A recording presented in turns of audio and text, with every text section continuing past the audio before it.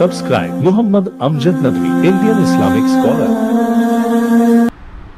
أعوذ بالله من الشيطان الرجيم. بسم الله الرحمن الرحيم. ألف لام ميم. غلبت الروم في أدنى الأرض وهم من بعد غلبهم سيغلبون في بضع سنين لله الأمر من قبل ومن بعد ويومئذ يفرح المؤمنون بنصر الله ينصر من يشاء وهو العزيز الرحيم. وعد الله لا يخلف الله وعده ولكن أكثر الناس لا يعلمون ظاهرا من الحياة الدنيا وهم عن الآخرة هم غافلون. الف لام میم غلبت الروم. رومی مغلوب ہو گئے قریب کی سرزمین میں، اور وہ اپنے مغلوب ہونے کے بعد ان قریب غالب آ جائیں گے. چند سالوں میں اللہ کی حکومت ہے، پہلے بھی اور بعد میں بھی، اور اس دن مومن بہت خوش ہوں گے. اللہ کی مدد سے وہ جس کی چاہتا ہے مدد کرتا ہے، وہ بڑا غالب اور مہربان ہے. اللہ کا وعدہ ہو چکا. اللہ اپنے وعدے کی خلاف ورزی نہیں کرتا ہے، لیکن اکثر لوگ نہیں جانتے ہیں. وہ دنیاوی زندگی کے صرف اوپری چیز کو جانتے ہیں اور آخرت سے وہ غافل ہیں.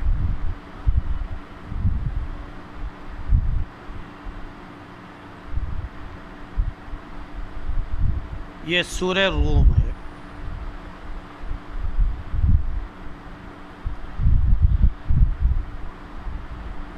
اس سورہ کا نام سورہ روم اس لیے پڑا کہ اس میں لفظ روم کا ذکر کیا گیا. روم ایک ملک تھا. آج بھی ہم کہتے ہیں روم اور ایران وغیرہ وغیرہ، قیصر اور کسریٰ. تو روم اور فارس یہ ایک الگ الگ ملک تھے جو قیصر اور کسریٰ کے نام سے بھی جانے جاتے تھے، اور روم اور ایران کے نام سے بھی جانے جاتے تھے. دونوں میں بڑی بڑی حکومتیں تھیں، بڑی طاقت والی حکومتیں تھیں. روم میں اہل کتاب کی حکومت تھی، یعنی یہودیوں کی، اور فارس میں بت پرستوں اور مجوسیوں کی حکومت تھی.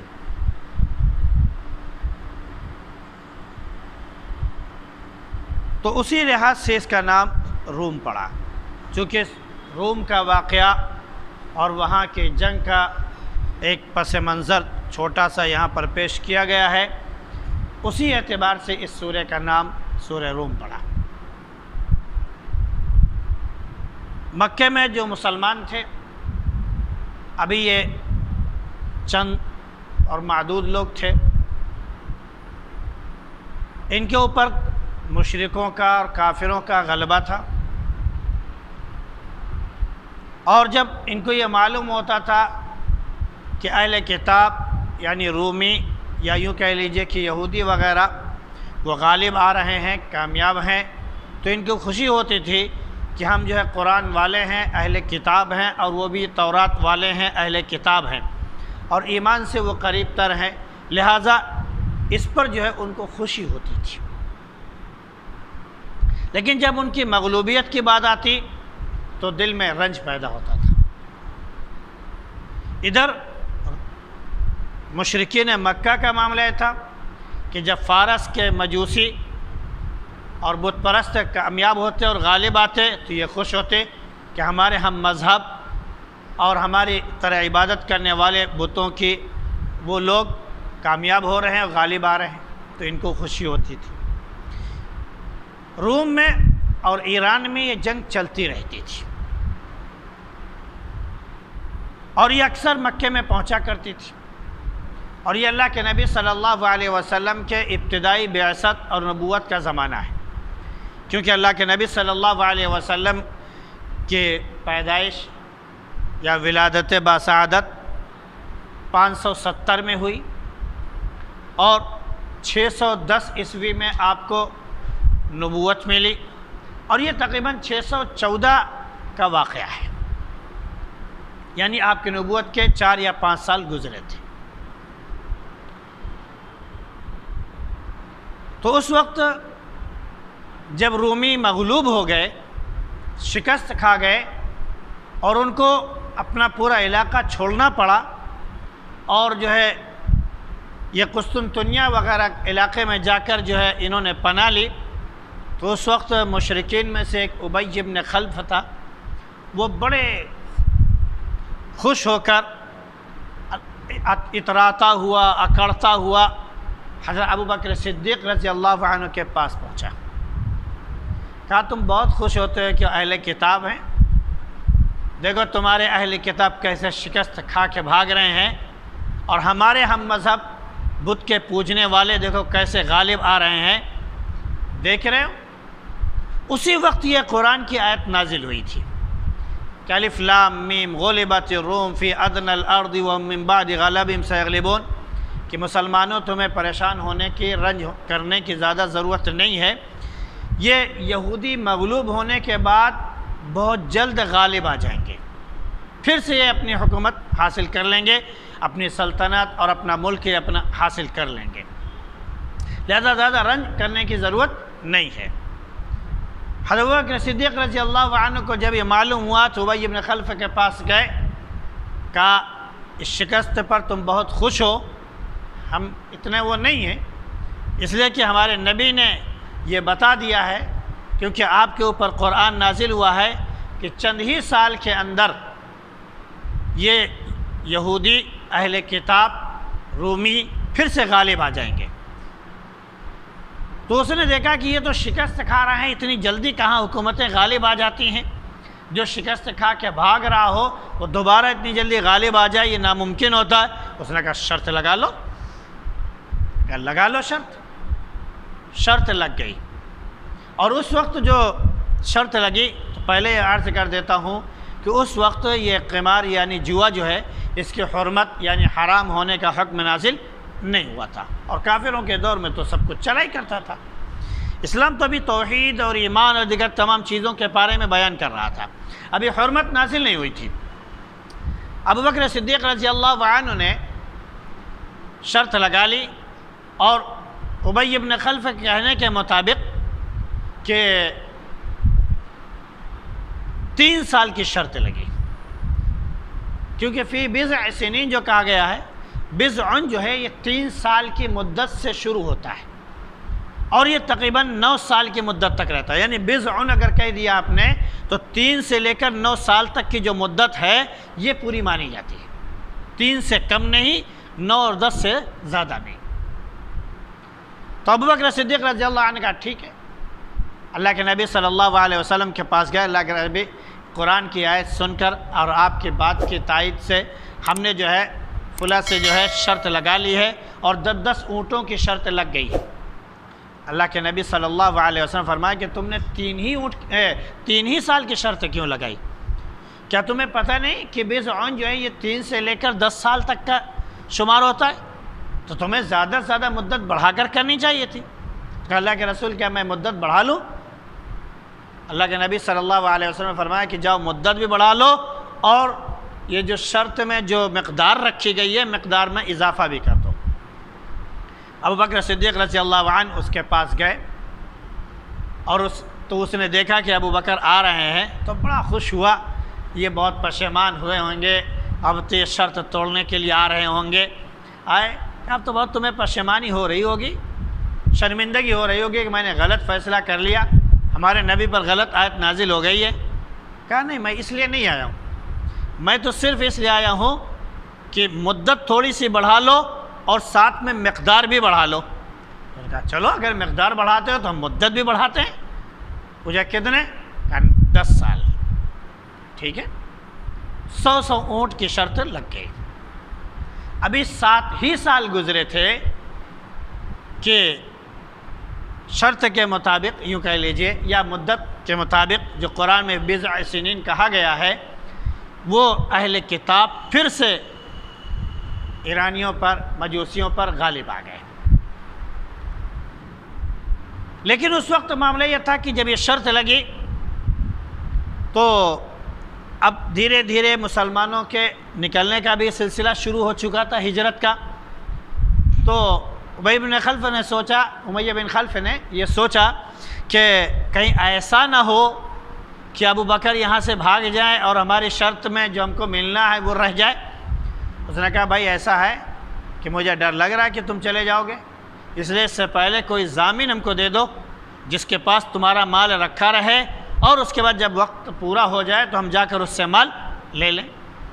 انہوں نے بھی اس سے ضمانت لی، بہرحال دونوں کے ضامن ہو گئے، اور یہ امیہ بن خلف جو تھا یہ جنگ احد میں غالباً مارا گیا، لیکن بہرحال ضامن جو تھا اس کے پاس مال رکھا ہوا تھا۔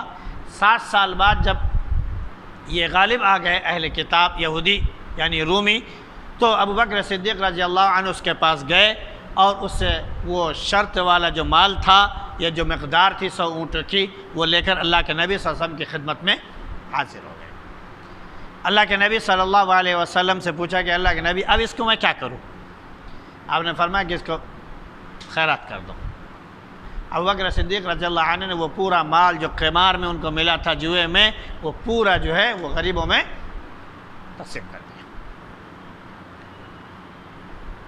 اب جو ہے قمار بازی، بہرحال جوا جو ہے یہ حرام ہے، شرط لگانا حرام ہے جب دونوں طرف سے شرط لگائی جائے کہ ہم جیتیں گے تو تم دو گے، تم جیتو گے تو ہم دیں گے، اس طرح کی شرط لگانا کیا ہے؟ حرام ہے۔ ہاں ایک طرف سے شرط لگائی جا سکتی ہے، وہ ایک اعتبار سے چاہے اس کا آپ شرط کہہ لیجئے چاہے اس کا آپ انعام کہہ لیجئے کہ اگر ہم جیت گئے تو آپ دیں گے، نہیں جیتیں گے تو کوئی معاملہ نہیں، تو اس طرح کی چیز کہی جا سکتی ہے وغیرہ وغیرہ۔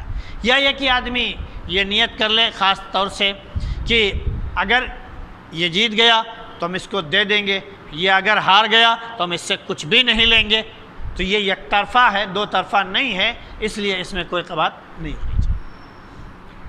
بہرحال تو یہودی جب غالب آ گئے اور اس شرط یا جو میعاد تھی اس کے مطابق غالب آ گئے، کیونکہ قرآن کا وعدہ بالکل سچا ہے، اور قرآن میں جو کچھ ہے وہ اللہ کا وعدہ ہے، اور اللہ اپنے وعدے کے خلاف کبھی نہیں کرتا ہے۔ اللہ نے جو کہہ دیا ہے وہ بالکل آخری اور حتمی بات ہے، اس میں کوئی رد و بدل نہیں ہو۔ جیسے مثال کے طور پر اللہ رب العزت نے فرما دیا اللہ کے نبی صلی اللہ علیہ وسلم سے کہ ہم آپ کے امت پر عذاب اس طرح نہیں بھیجیں گے جیسے کہ گزشتہ قوموں پر عذاب آئے۔ تب یہ خوب یہ اچھلیں، خوب کودیں، خوب لڑیں، خوب جھگڑیں، خوب ظلم کریں، لیکن ان کے اوپر ویسے عذاب نہیں آئے گا جیسے کہ پوری بستیاں پلٹ دی گئی تھیں۔